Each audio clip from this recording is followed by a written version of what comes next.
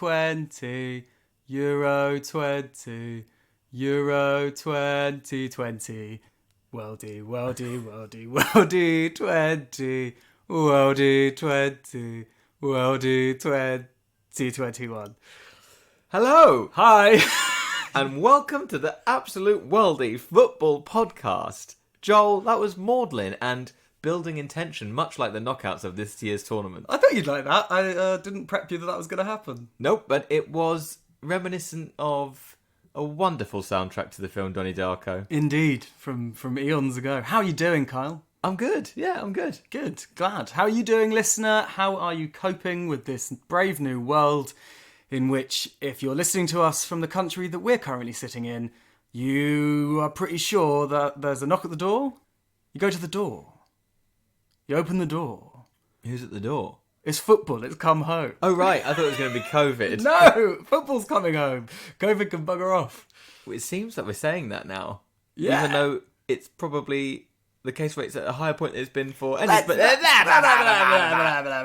do what everyone else is doing. Put your fingers in your ears, swab up your nose. And get tickets to Wembley. Are you going, Joel? Am I bugger? Are you going? No, but you went... I remember you telling me that you went to the 1996 Euros at Wembley. On my 10th birthday, listener, myself, my father, and 3 friends. 25 years ago. Your dad could afford to buy 5 tickets. There must have probably been a tenner. Yeah, well, they were for kids. It was 4 kids' tickets and an adult, innit? I bet your friends didn't even like football that much. They bloody well did, and we had a great time. What game? It was England 4, the Netherlands 1. I watched that game in bed. Me and my brother having been sent to bed, it being the style at the time to send your children to bed at approximately 6 p.m. And we were allowed to watch it on an old TV that we were given by my granddad, which was black and white and had a turning nozzle to change channel like a radio. Oh, love those old TVs. I think people were fitter then because you had to stand up to change the channel. Well, we did a lot of standing. We were jumping up on our beds. 1-0, 2-0. Is that the first tournament that you remember? Oh, without a doubt. Because I remember 94, the World Cup, when England didn't qualify. Well, we weren't watching that at my house. No, I remember I was allowed to stay up very late, it would have been, to watch the final between Brazil and Italy. Won on penalties by Brazil. Well, forgive us for getting nostalgic, listener. It's purely because we're going back in time, remembering England games, because they're still playing. England is still playing in this tournament. They've played a knockout game. They've played 2 knockout games. I don't know why you're surprised. We predicted they'd get this far. We also predicted that Netherlands would win. Listener, we're talking about the knockouts. We said we'd come back to you with a knockout show. Here it is. First on the knockout. Netherlands. I said they'd win it. I was dead wrong. Why'd you let me make that prediction? I tried to stop you. You were not happy about it. I said Italy. Italy. You said Italy were going to get knocked out by, I don't know who, but they weren't going to get to the semi-finals. Belgium, I think. And then Belgium beat them.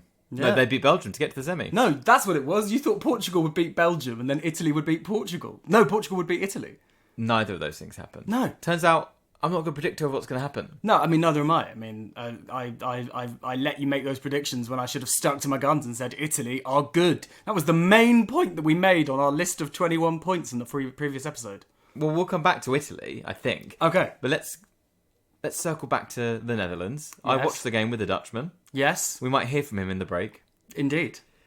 It was a sobering experience to watch a poor performance from a team that had been so exciting up until that point. What happened to Denzel Dumfries? He went back to Scotland. What happened to Gigi Wijnaldum?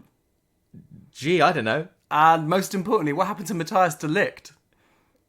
He got sent off, Joel, in a sort of... it was an absolute continental moment where there was 1-on-1. He decided to jump into a tackle.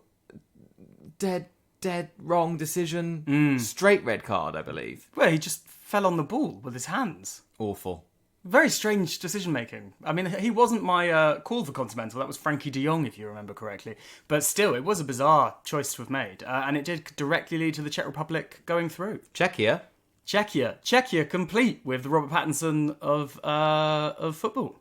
who is now this tournament's joint top goal scorer, 5 goals in 5 games. So for our listener, and they're in the pub, and the Czech Republic are obviously out, as you probably well know, listener, but for our listener in the pub, who's talking about the Netherlands getting knocked out by the Czech Republic and what's happened with Patrick Schick, how many goals has he scored? 5? 5. And who else has scored 5? Ronaldo. And who is therefore ahead in the scoring charts? Ronaldo, because he also got an assist. So is that how it works? It's not on minutes played, it's on how many assists you got. Goals first, then goals and assists, then minutes played.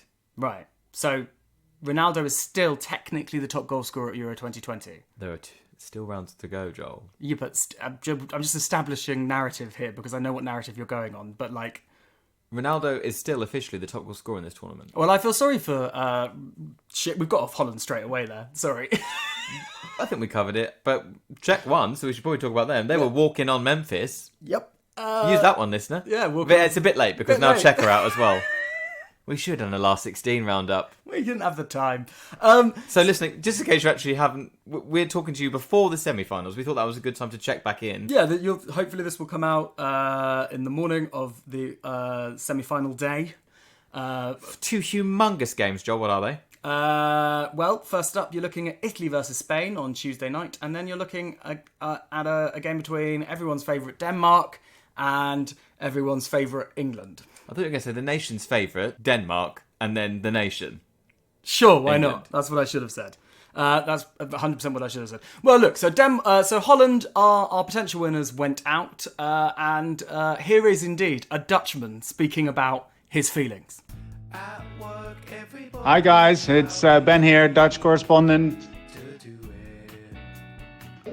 So it's half time. Very interesting game to see. It's going up and down. Some players playing really well. I think Van Aanholt is not the strongest at the moment. I think Depay and Malen are okay. But interesting to see what the second half brings. So kom op Holland, pak ze.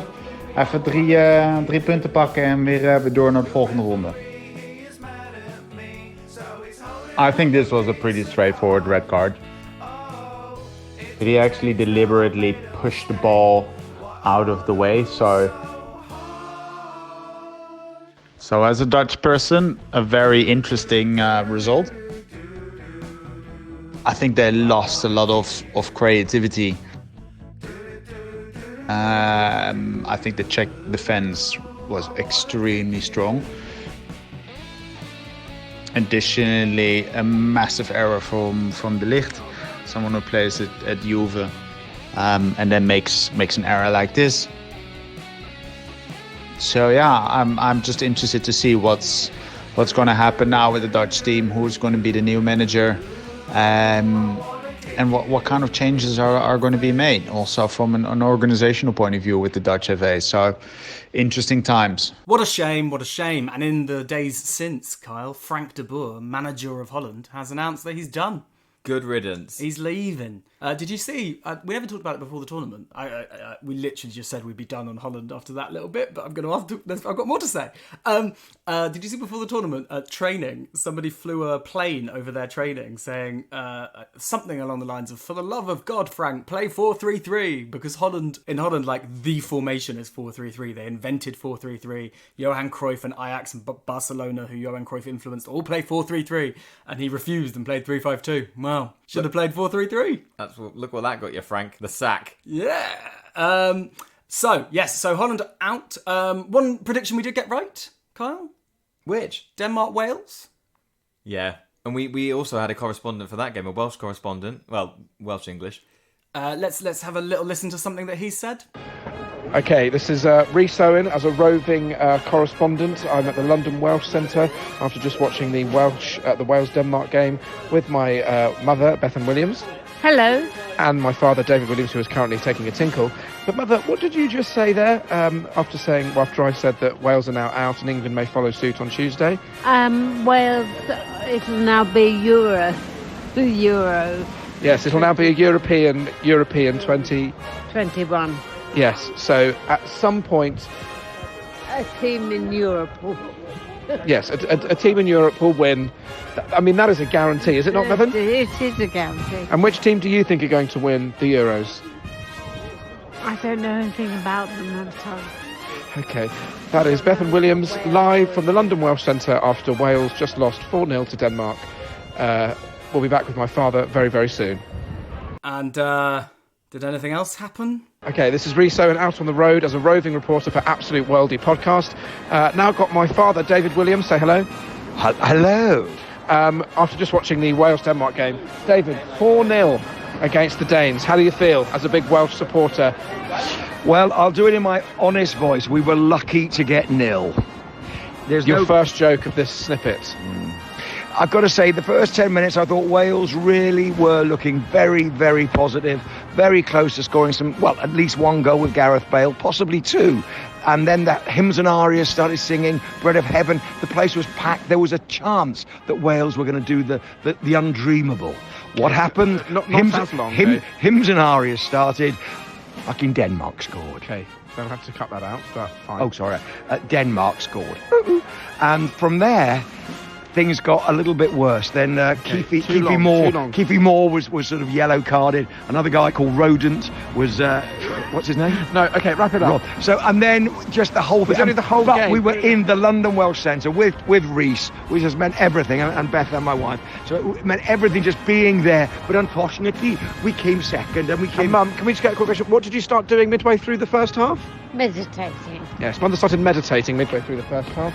Thank you very much. This has been Rhys Owen, roving reporting for the Absolute Worldie Podcast with the Wales versus Denmark game at the London Welsh Centre at Gray's Inn Road, Holborn. And was there any kind of conclusion drawn? In case you want this, just quickly asked my mum if she still loved my father after being quite annoyed with his sort of persistent nagging and sort of overbearing sort of, where have you put the water, Bethan? I asked the question, would you say that you still loved Dad, Mum? I put up with him a lot. What's your retort to that, Dave? I still love her and always will, always have.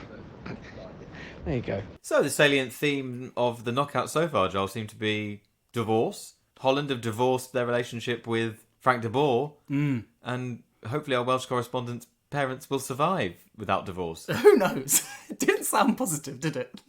I don't know what it sounded like. Two people we don't know, so we probably shouldn't cast aspersions. We can cast aspersions over a game. The one game of the last 16 and the knockout stages we watched together. Which was? Spain 3, Croatia 3. Yes, until 90 minutes. That was exactly what the score was. It was very exciting. We kept saying, no, it can't be. And then it was. It was one of those games where often happens in my head when I'm watching a game that I don't really care what the score is that I just pray for the team that are losing to get to the point where they've equalised. It's always so unlikely. Like when sometimes when I'm making a little bet and the teams are 3-1 up and you're looking at the other thinking, oh, if I just put a fiver on it now on 3-3, it's like a 400 to 1. It's not going to happen. But what if it did? And when the fun stops, stop. Well, that I could have won thousands on this day, Joel, because Spain were 3-1 up. Yes. And yet in injury time from the second half, it was 3-3. It was extraordinary, actually. It was a fun game to watch. And then, unfortunately, I feel like Croatia sort of burnt themselves out. As we've mentioned before, listener, and as I'm sure you're aware, having watched the games, their squad is not getting any younger. They seem tired, and Spain just kept knocking on the door, and scored 2 goals in extra time. To link it to the other manager under pressure who eventually got the sack, Frank de Boer, Croatia's manager took them to a World Cup final. You know, he's a legend, a living legend. He seems reluctant to bring through the youth. The players that came on, the players off the bench who made 5 subs, obviously, to equalise were the new breed. And he just felt, why didn't he invest in some of those players earlier in the tournament? He thought the old guard would bring him through, but they didn't. I think we called that one correctly. Spain scored 2 goals in extra time. The last one from Alvaro Morata. Now, listener, I want you, if you're watching the semi-finals, to watch out in the Italy-Spain game for Alvaro Morata. Why? Because the man will never be happy, Joel. He will never, ever be happy. This is one of your personal obsessions in football, with that Alvaro Morata's a really sad man. He's just miserable all the time. He's either miserable because he's been tackled or he's trying to... He never smiles. He scored the winning goal in the extra time of a knockout game in an international tournament. Not happy. No, but I mean, he's also not happy because his family got threatened. So, there's a reason for him to be unhappy. He, Morata, listener, kept missing chances. He's kept missing chances. And that got you, didn't it?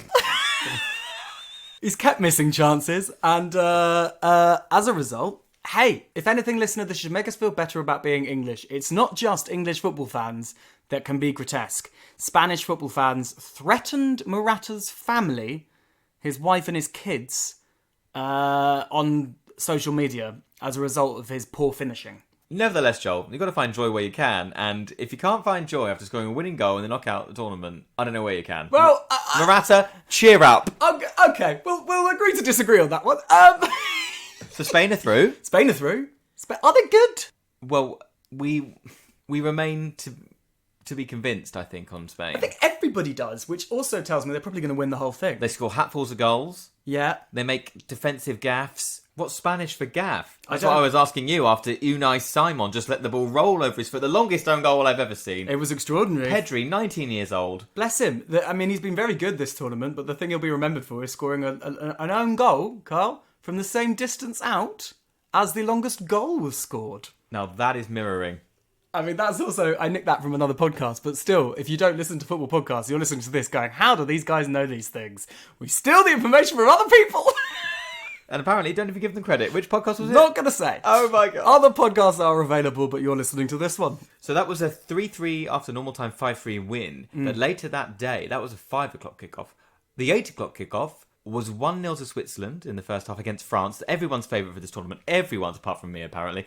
Everyone thought France were going to walk this tournament. 1-0 down at half time. Oh, hello, I thought. Or, oh, bonjour, is what I thought. In the second half, I wasn't even watching the first half. I was busy doing the washing up. I turn it on, Joel, for a penalty. Not to France, but to Switzerland. You're thinking 2-0, you're thinking game over. I'm thinking, this is a tournament and a half. What a shock. Stepped up to take the penalty. Ricardo Rodriguez, famous for his left foot and a ponytail. And for being one of a number of Swiss players who has dual nationality. That's what I meant. He steps up. It's an incredible save by Hugo Lloris, the France captain. World Cup winning captain steps up and keeps his team in the competition, or does he? At that point, my wife, who was busy working in the other room, and had said to me, please keep it down a bit. I know it's an exciting game, but... Yeah, she's working, mate. She's working. Keep your I shit say, together. Lindsay, forget it. Come in, it's a penalty. It's saved, and I say, France are going to win 3-1 now. And she says, no, come on, Switzerland is still winning. I said, no, trust me, that is the turning point. Where was this kind of seer-like knowledge when you were making the prediction of Holland winning the whole thing? Well, why was it seer-like, Joel? Because France did go 3-1 up. This was, I think, the 59th minute or something, the penalty miss. By 63 minutes, France were 2-1 up. They scored 2 goals within 90 seconds. It was unbelievable. Unreal. To watch. It was a lot of fun to watch. It was very exciting. It was very surreal as well. So obviously I was screaming. Lindsay comes back in and says, I'm sorry, was the television throw? Were you playing a trick on me? She fits it. She literally couldn't believe they'd scored 2 goals in that time. It was unbelievable. To be fair, Carl, most of our listeners are going, well, Carl's proven beyond a shadow of a doubt that he can't predict anything. So it was 2-1. Yeah. And then Paul Pogba with potentially the goal of the tournament, Joel. It was a great goal. Not at the edge of the box, miles back from the edge of the box. Bit of space. Was it a curl? Was it a leather? Kabam. It was just kablam. Paul Pogba kablammed in to make it 3-1 and did an unfortunate dance. I can't remember the dance. It was some sort of angular robotic thing that said to the world... Oh, that was good on radio. Carl just did a very impressive angular robotic dance, which you'll have to take my word for. It was a bad omen, Joel. It was such a poor, unimpressive, bit cringe dance that I thought, this is going to come back and haunt him. I hoped it would. To say I thought it would isn't an overstatement. The game was dead and buried. Yeah, that was the most exciting. It was sad, really. I was like, oh God, France are going to win this, but without any kind of collective identity, with just fantastic individuals. And then what happened? Well, then Switzerland scored, and then they scored again. So with 2 minutes to go in normal time, it was 3-3. The exactly same pattern as the game less than 3 hours earlier, Joel. 1-0 to the unfavoured team. 1-1, 2-1, 3-1, 3-2, 3-3. Twice. Yeah, but in this time, extra time, Switzerland were no pushovers, unlike the Croatians. They kept it together. I think if Switzerland proved anyone wrong in this tournament, it was me. They scored goals, they played well. Shaqiri was ably supported by other players. The Alpine Messi. The Magic Dwarf. No, don't do it. It's hard not to, but Magic Dwarf is unfortunately now out of the tournament. Shack attack. Anyway, no, but let's get to the point here. So it goes to penalties, and it is, until the last kick, one of the best penalty shootouts I've ever seen. Flawless penalties. Unbelievable 9 penalties. out of 10.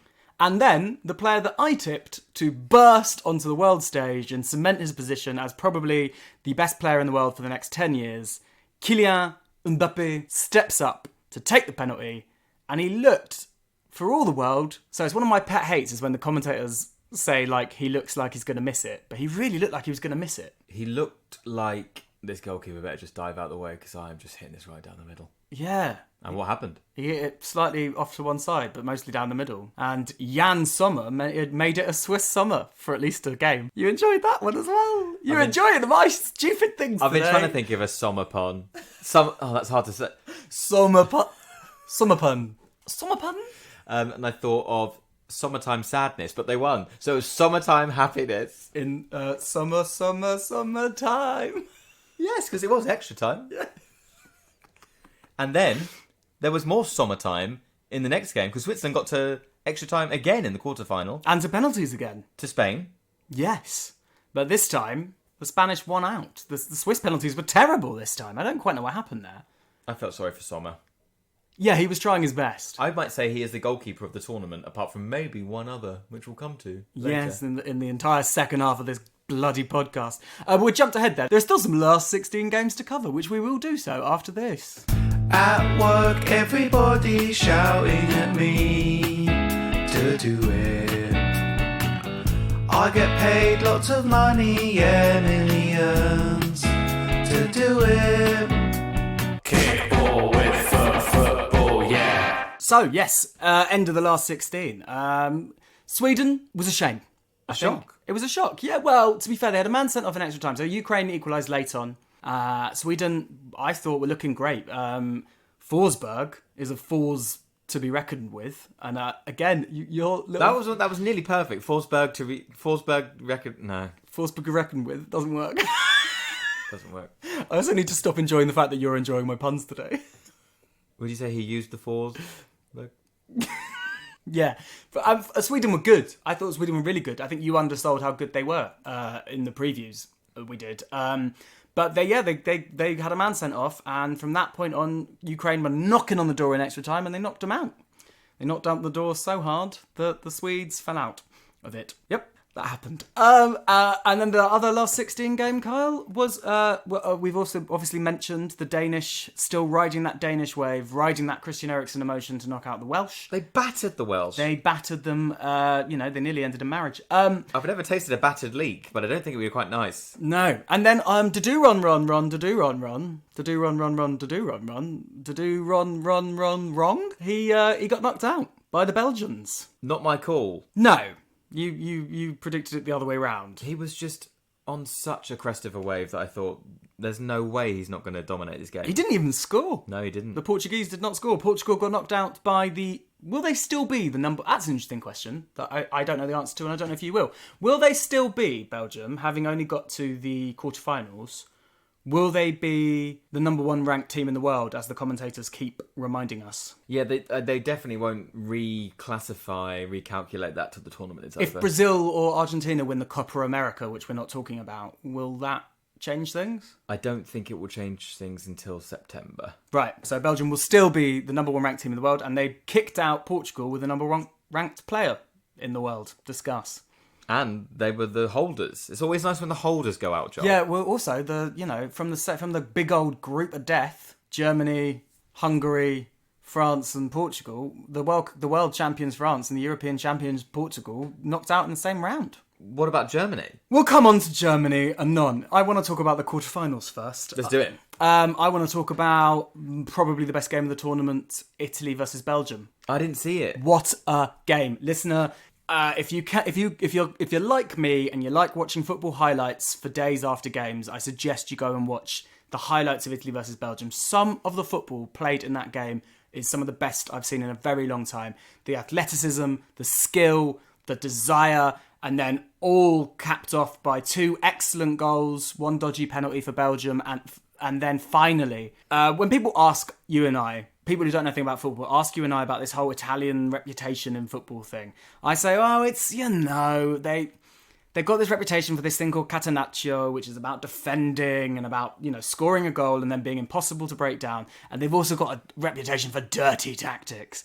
The final 5 minutes of injury time in that game were amazing. Every single Italian player fell over and pretended to be injured at one point or another. They were kicking the ball away. They were moaning. They were standing in the way of free kicks before and getting yellow carded.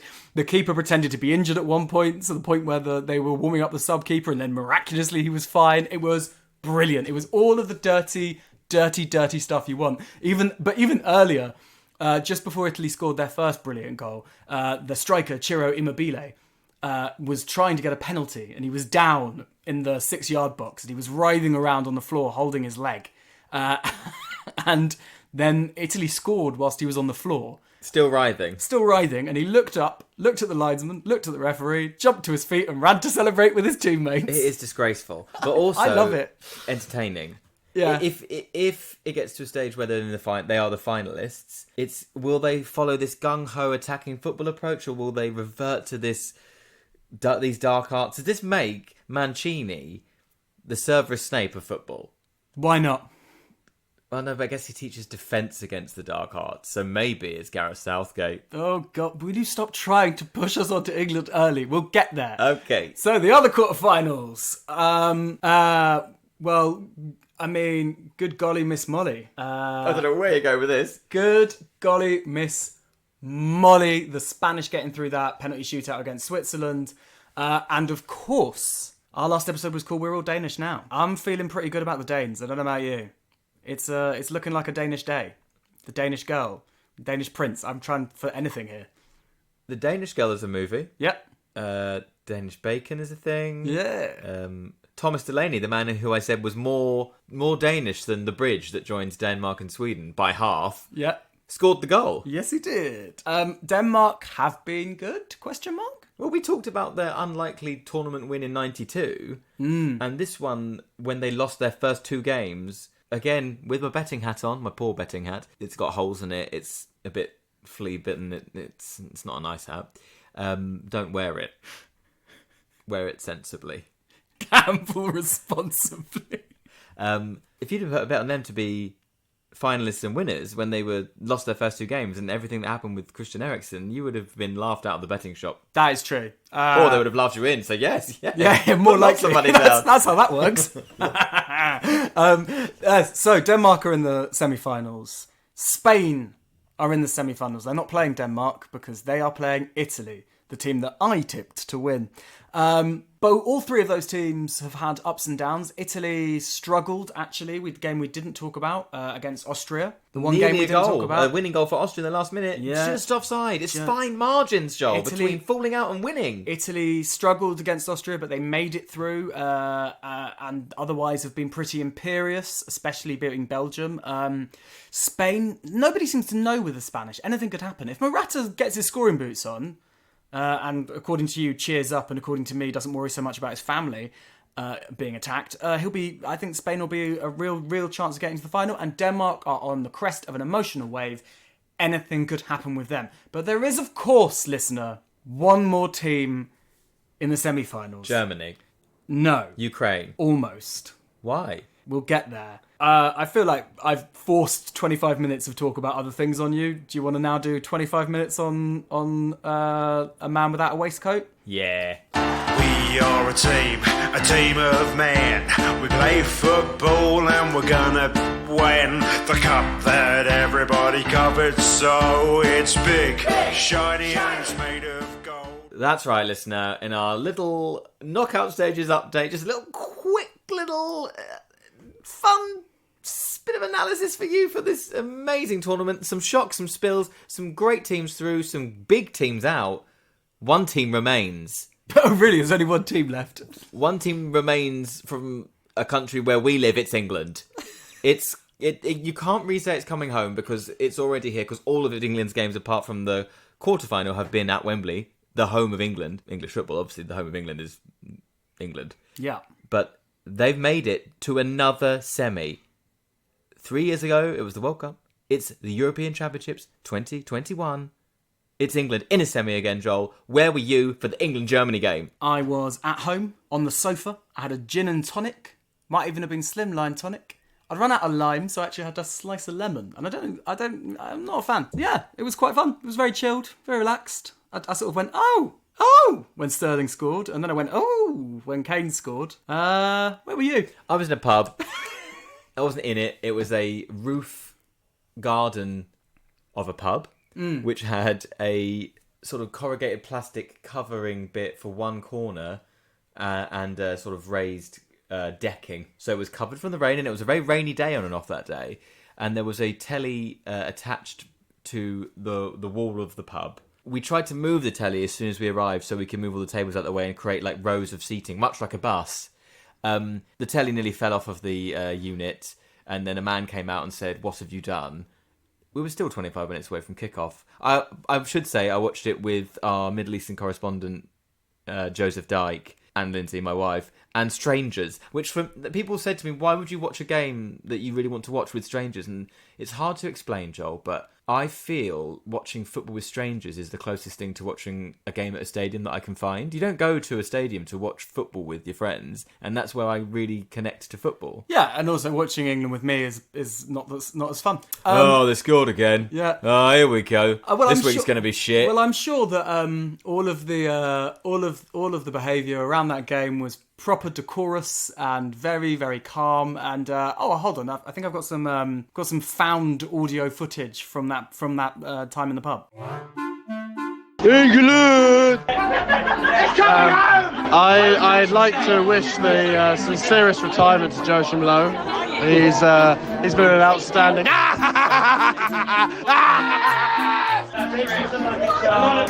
I would say that I would have liked us to score 4. I hate Harry Kane, but he came up with the goods. How did the Chelsea players do tonight? Did they perform? Fucking legends. Absolutely, they're all legends. Champions League winners, go on, Chelsea! And I would have liked Germany to score 3, because that would have been more dramatic. So basically, Gareth Southgate delivered a tactical masterclass, and he played tournament football until the 75th minute when he was like, unleash! I like the France and Switzerland game, and that was my priority. And we scored 2 goals, then we won, and it was brilliant. Absolutely brilliant. We're going to Rome, we're going to Rome, we're going, England's gonna Rome. Anyone know how Wales got on? Well, that sounded horrible. Okay, Kyle. disclaimer there. I didn't know those people. So one, we probably shouldn't keep it in the recording, but by keeping them anonymous and nameless, it's fine. Yeah. And two, we've not ruined GDPR. No one knows who they are, and they probably won't listen to the podcast. And two, I did ask them for their thoughts, and they were happy to give them, Joel, because England won 2-0 against Germany. The first time England have won a knockout game in regular time ever. They made English hearts smile, and they made German children cry. And it turns out that if you cry at football, and admittedly thousands of trolls then post horrific things about you, including your image as a child, it turns out that is a really good way of getting thousands and thousands and thousands of pounds. Hang on, what happened? I don't know this. So, you may remember, listener, that a small child was pictured crying, a small German child, crying in her father's arms. It was very sad. And the commentator said, you never like to see that. Turns out English fans love it. Posted a lot of very disgusting, very despicable, really gross stuff on Twitter about her and her father and her country. And because I didn't know this. I saw the image, and I know I shouldn't want to know what they said. No, I'm not going to tell you either. You can look it up. Was any of it even witty? No, of course not. Can you ever make a joke about a crying child? Probably. I think the answer is yes. Yeah, probably, if they're crying about dropping a lollipop or something. But if you're going to turn it into xenophobic ranting, probably not.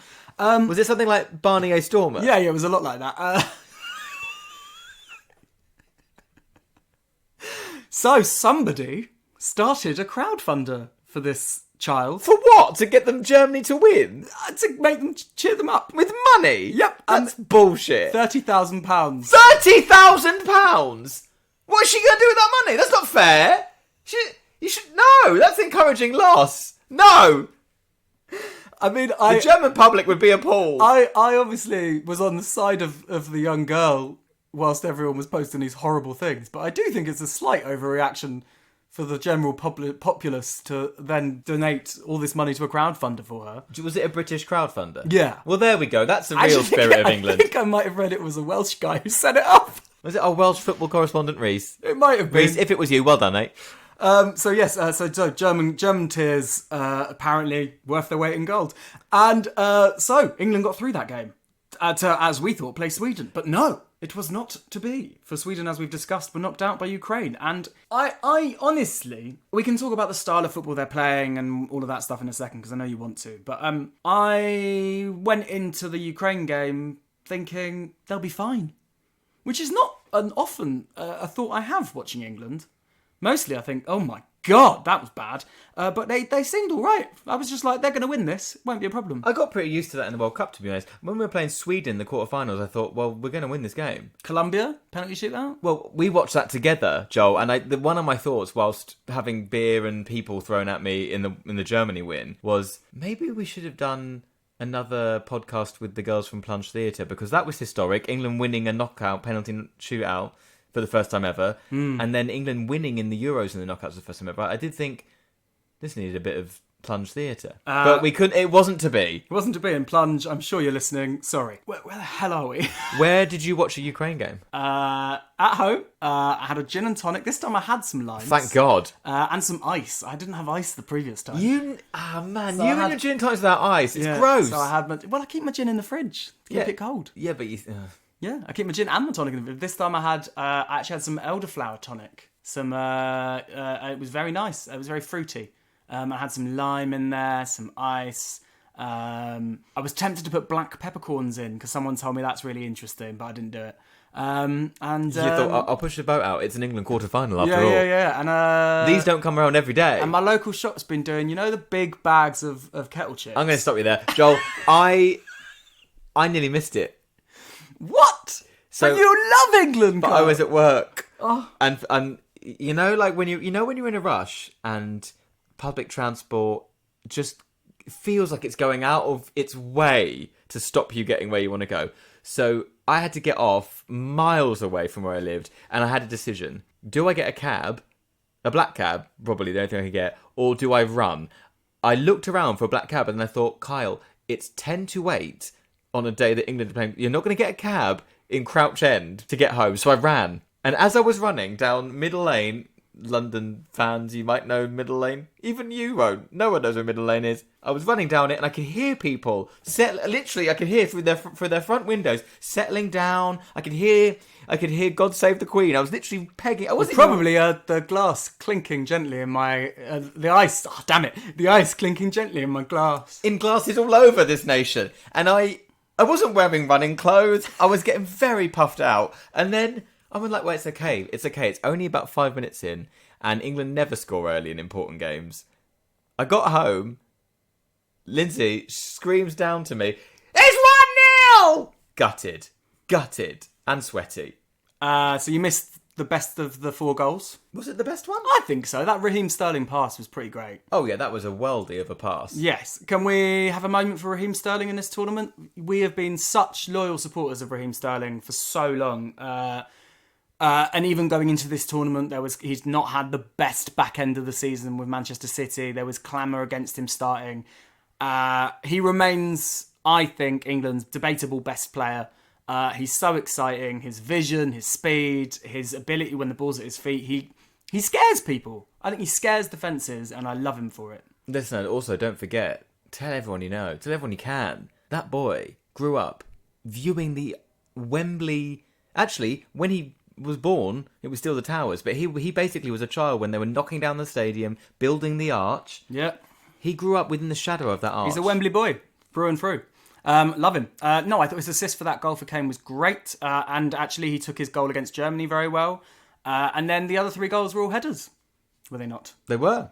some wonderful set-piece work, Joel. I think we've scored more set-piece goals than anyone else in this tournament. That's pretty impressive. And that is a very good position to be in into this sort of, what do you call the business end of a tournament. I mean, it's very much the business end. There's only 3 games left. Because you're a threat all over the pitch. You're a threat when you've got the ball at your feet. You're a threat at set pieces. That's a corner or a free kick. Well, listen, if you don't know what a set piece is, it's when the ball is static and not in play. But what I think was most interesting was how pragmatically dull England have become.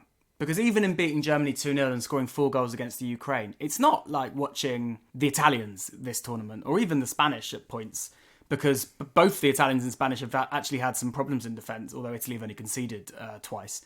But there's a flamboyancy about the way they pass and the way they press. It's very modern football that they're playing.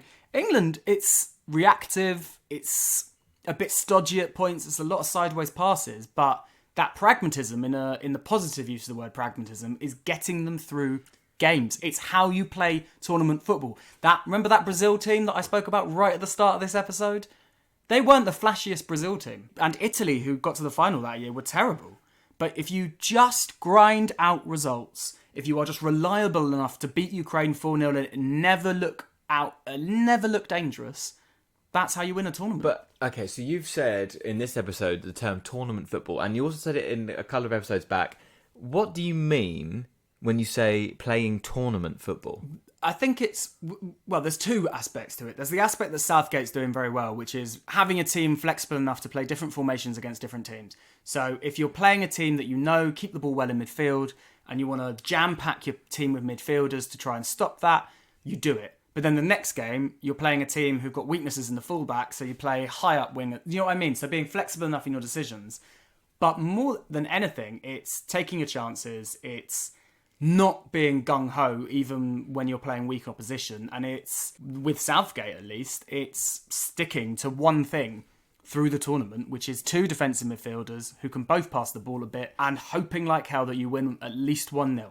Just winning, playing to win. There's no sense of trying to play a brand of football. I would also say, Joel, it also helps if you don't concede a goal. And England, in this tournament, have not conceded a goal. Only one team in the history of knockout tournament football has ever played 5 games in a tournament without conceding a goal. And do you put that down to England's extraordinary number one that we sung the praises of in the World Cup in 2018, Jordan Pickford? Yes. He's made a couple of good saves. Stones has been great. The defensive solidity, Maguire coming back in after that first game when he was injured. And Slabhead? Yeah. His goal was pure slabhead. It was almost slabhead. an absolute carbon copy of the goal against Sweden in the quarterfinal from the World Cup. Actually, Carl, I've got a surprise for you because somebody has written an excellent song about Slabhead that I will play you now. Maguire scores tonight. We love Slabhead. Football's coming home. When Maguire scores tonight, we love Slabhead, football's coming home. Or it could be 4-0 England, football's coming home. And then you get to do the whole da, da, da, da, da, da, da. And they would love that, the fans. Hold on a tick. That was you. Yeah, I just think he deserves a song. And like, the songs we had from the last sort of feel-good tournament, the World Cup. We've got the football's coming home again to the tune of Atomic Kitten, about Gareth, and then just football's coming home, which we already knew. Well, I mean, the problem with that Slabhead one is it's quite long and complex. What I really needed was somebody to send me very quick, short lyrics, possibly on the night when England beat Ukraine. Let's see if I've got anything. How do you like it? How do you like it? Sure, sure, sure. How do you like it? How do you like it? How do you like Luke Shaw? Well, it's short and to the point. That was Lindsay, my wife, and friend of the pod, ex-guest, Ashraf Edgebear. Listen, Luke Shaw was great and has been great ever since he came into the team. Lest we forget, did not start the tournament. Kieran Trippier started playing at left back, but he has grown into the tournament, Luke Shaw, and he's crossing the ball. Like, I don't watch Manchester United that much, but he's crossing the ball with aplomb. 3 assists, Joel. He's pushing for top assister of the tournament. Is there a golden... What would it be? A golden pass? A golden... Yeah, I mean, how can you if the top scorer gets the golden boot and the best goalkeeper gets the golden gloves? What does the best provider of goals get? Tweet us at Worldie Podcast. Please tell us. A golden shawl? That's what you hope. Right, so I think that in 40 minutes was pretty good, Carl. I enjoyed it. We've not really touched on a lot of our sort of picks, our Barnier Stormers, our Continentals, our EU pools have done, and also we've not really gone back into our EU don't says. But we will, listener. We will return after the final. Carl, I'm going to ask you some questions in a second. Hold that thought. We will return after the final and we will sum up this entire tournament. We will round it off by literally going over all of the things we told you would happen at the start and seeing if they did, giving you new things, giving you those factoids to take you through to the start of the Premier League season in but 4 weeks' time. Kyle. Yes? We're not going to see each other now until after the final. Can we also do a team of the tournament? Yes, we'll do all of those things. We'll Great. do everything that you want. We could have said that off air. Italy versus Spain. Yes? Prediction. Okay, I would like Italy to win because of the narrative that we started with their silly team announcement, them all playing padel with frying pans. Who'd have thought that team might go on to win it?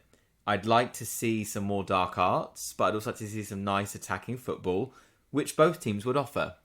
They both score goals, Joel, but my heart says Italy. I would like to see Spain turn up a little bit more than they have done. I think they've been good, but I don't think they've necessarily been great. They've kind of got here by the skin of their teeth. I think I'm sticking with it.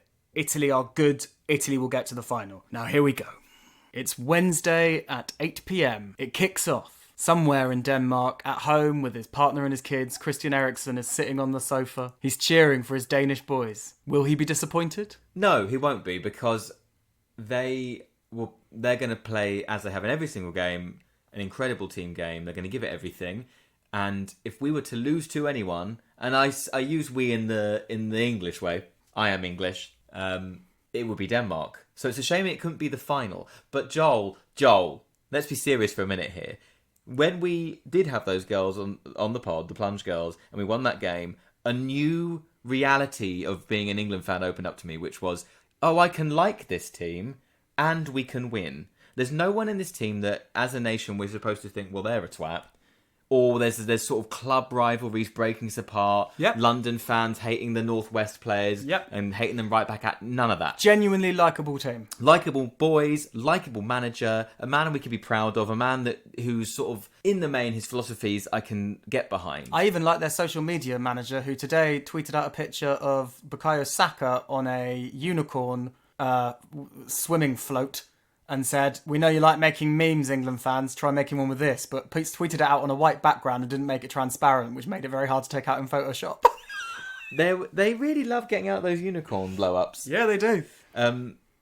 Exactly, Joel. I like them. It's hard to dislike them, and you feel less bad about liking them. I still manage it somehow, but that's nothing to do with them. That's something to do with a lot of the circus surrounding them. Oh yeah, and also we've got friends who aren't English and have to live around a lot of English people, and they are dreading a win, not because of their friends and the way they'll behave, but because there's a fear that we're just going to go feral. Yeah. And all of the bad sides of being English and being a football fan are going to merge together. Like, it's going to have this sort of toxic rebound effect, like Brexit, where it's going to skizz. No, I don't feel that as acutely. Maybe because because I am a football fan, but I'm just thinking about how excited my dad is, who I've never seen him care really about England or like them, because he's always had a lifetime of disappointment, of which we've also had up until maybe 3 years ago. Yeah. Disenfranchisement. 96 was fun, but what people forget about 96 was to get to that Germany game, England played one game against Spain, which they won on penalties. Yeah, they after the previously not expanded Euros, there was only one game between the group stages and the semi-final. So it wasn't exactly the new dawn that everyone was... Well, that England team didn't win a game to get to the semis in the knockouts. This England team have won 2. Yeah. So... Listen, I agree with you. I do agree with you. I quite like playing this role on this podcast of the person who doesn't really like England, but of course I want them to win. Do I think they will? Yes. I think it will be England versus Italy in the final. Just for narrative, like just to not have another semi, to have a final, even if we lose the final. Okay, well then I'm putting you on the spot. England versus Italy on Sunday. Do England win? And just be honest. Don't go heart, don't go head, just be honest. It's Dumbledore versus Snape. Snape is Mancini, Dumbledore is Southgate. I think even our non-football listeners got that. Mancini did kill Dumbledore, bear in mind. Mancini killed Dumbledore. Sorry, I got my metaphors mixed up. It's very mixed. So therefore, our world's gonna be torn apart by the Snape of football, Mancini, and England might not win. But I do think if we get there, we will win. Okay, that was a multi-answer. I'm sticking to my guns. I think Italy will beat Spain, England will beat Denmark, Italy-England final, and I think Italy will squeak it. It'll be 2-1 in the last minute, and Italy will just do everything that they can in terms of diving and falling over and, pretending that they're injured in order to win the game. Before we wrap up, yeah, can I ask you this? Because this is a conversation I had at work, and I want to bring it to you, and I would also like our listeners to tweet us and to get in touch with us. Apart from football, what do English people have that is English? Because all the other nations of Britain have that they're not English as part of their identity. Yeah. All I can think of, genuinely, is Morris dancing. That's not anything else apart from English. It's not Welsh, it's not Scottish. I'll think about it, and we will open on Monday, when we record our next episode, after the final. We will open... I'm not saying we deserve anything more. No, we will open with it. I mean, I know exactly what you mean. I don't know the answer. Colonially, I understand why the Irish, the Northern Irish, the Welsh and the Scottish feel that one of the things they have is not being English. Sure. I don't know what the answer is to that question. Maybe our listener does. Tweet us, Instagram us, email us. All that information's about to come. Most importantly, hit subscribe, hit 5 stars. It really does help us if you leave a comment and like 5 stars. It really does. Thank you. Thank you. Thank you, please. We've given you all of the hot tips. If you put bets on based on what we said, we probably owe you money. Kyle, knock, knock, knock. Yes? Someone's at the door. It's football. Is it? Let's find out. That was the Absolute Worldie Football Podcast by Kyle Ross and Joel Samuels, with theme music by Adam Janota-Bazowski and Amachada Patel. Absolute Worldie is dedicated to the memory of Liam Seeker. Please do remember to like, share, subscribe, follow us at Worldie Podcast on Twitter, Absolute Worldie Football Podcast on Instagram, and drop us a line anytime at absoluteworldiepodcast@gmail.com. Thanks for listening, and goodbye. Yeah, I wish the Czech Republic all the best in the future of the Euros. Okay.